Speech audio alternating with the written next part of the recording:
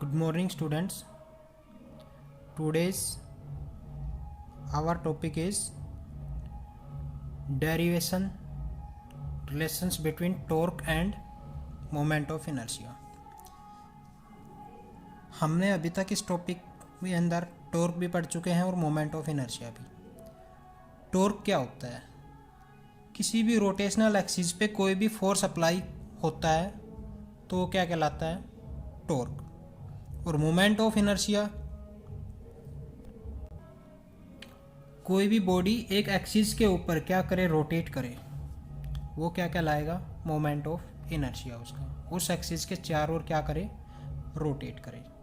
तो हमारे पास यहाँ पे कोई एक बॉडी है, तो consider a rigid body rotating about a given angular accelerations alpha of about this axis. So let us, the body consists of n particles m1 m2 m3 m4 dash mn. हमारे पास जो body है उसके ऊपर n particles है और हर particles का जो मास है वो दे रखा है m1 से लेके mn तक। Let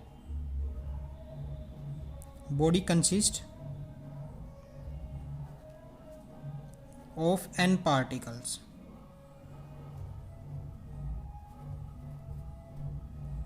of masses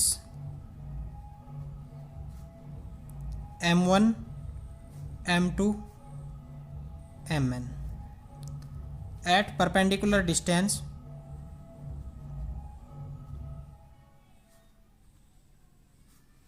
m1 का परपेंडिकुलर डिस्टेंस क्या है? r1, m2 का r2, ऐसे rn तक। Rotating about this given axis.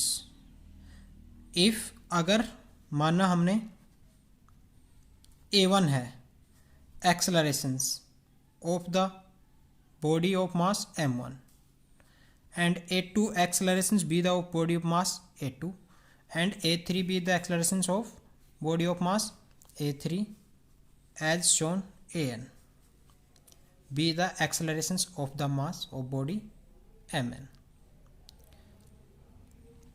So we have calculate the linear accelerations these a1 a2 क्या होता है?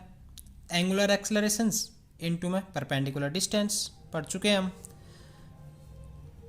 लीनियर एक्सेलरेशंस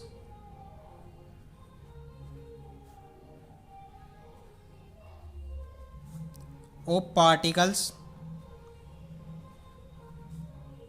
देन पहले जिसका मास m1 है उसका निकाल लेते हैं, क्या होगा? परपेंडिकुलर डिस्टेंस इनटू में एंगुलर एक्सेलरेशंस। एंगुलर एक्सेलरेशंस हमने मान लिया इसका अल्फा। इसी तरह a2 का निकालेंगे, क्या होगा? परपेंडिकुलर डिस्टेंस इनटू में एंगुलर एक्सेलरेशंस। ठीक है, एज शोन। क्लियर? अब force act on the particles, तो फोर्स क्या होता है? मास इनटू में एक्सेलरेशंस। तो देखिए,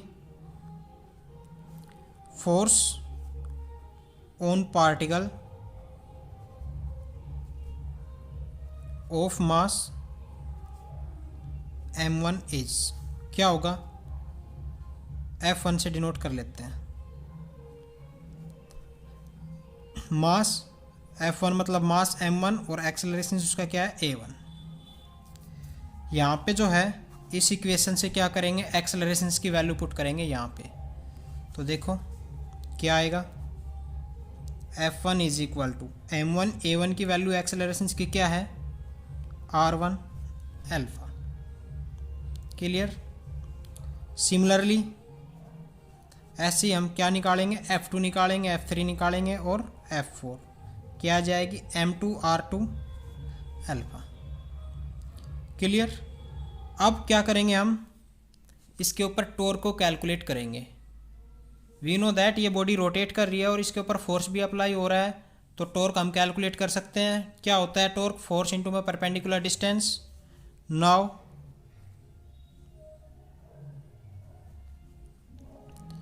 टॉर्क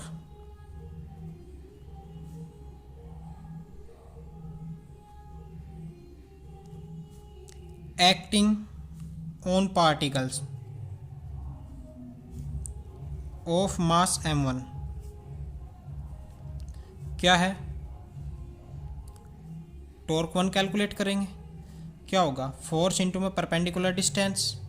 फोर्स क्या है? F1 का m1 R1 अल्फा मल्टीप्लाई और R1। तो क्या आ जाएगा हमारे पास यहाँ से? टॉर्क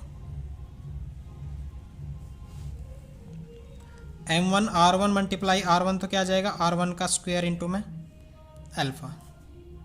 इसी तरह से हम क्या कैलकुलेट कर लेंगे? टॉर्क 2 क्या आ जाएगा? m2 R2 का स्क्वायर इंटू में alpha.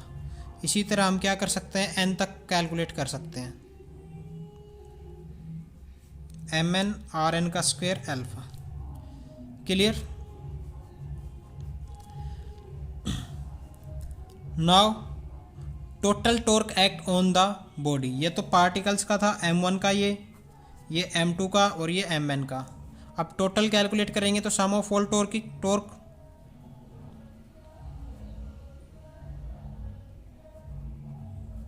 Total torque act on the particle on the bodies, पूरी बॉडी का निकाल रहे हैं, कंप्लीट का, या फिर ऑल पार्टिकल्स इज। तो क्या आएगा? सम ऑफ ऑल टॉर्क इज, सम करेंगे तो क्या आएगा? m1 का क्या है? टॉर्क 1 का m1 R1 का स्क्वायर इंटू में अल्फा। 2 का क्या है? m2 R2 का स्क्वायर इंटू में अल्फा। ऐसे सारे सम कर लेंगे। क्लियर? अब इसको कैलकुलेट करेंगे तो इनमें सबसे पहले अल्फ़ा जो है कॉमन है, उसको कॉमन ले लेंगे। m1 R1 का स्क्वायर प्लस में m2 R2 का स्क्वायर, अल्फ़ा को क्या ले लेंगे? कॉमन ले लिया कॉमन। अब इसको क्या कर सकते हैं? हम समेशन रख सकते हैं। समेशंस i टेंस टू कहाँ से स्टार्ट है? 1 और कहाँ तक है? n तक। mi ri का स्क्वायर इंटू में अल्फ़ा। इसको क्या मान लेंगे हम? क्या है ये हमारे पास? Moment of inertia, mi ri का स्क्वायर और उसका समेशंस। तो टॉर्क को हम क्या लिख देंगे? Torque is equal to moment of inertia i into में अल्फ़ा। और i की वैल्यू हमारे पास यहाँ पे क्या है? Summations i tends to 1 to i tends to infinitive mi ri का स्क्वायर। ये हमारे पास रिलेशंस आ जाएगी टॉर्क की और मोमेंट ऑफ इनर्शिया की। क्लियर?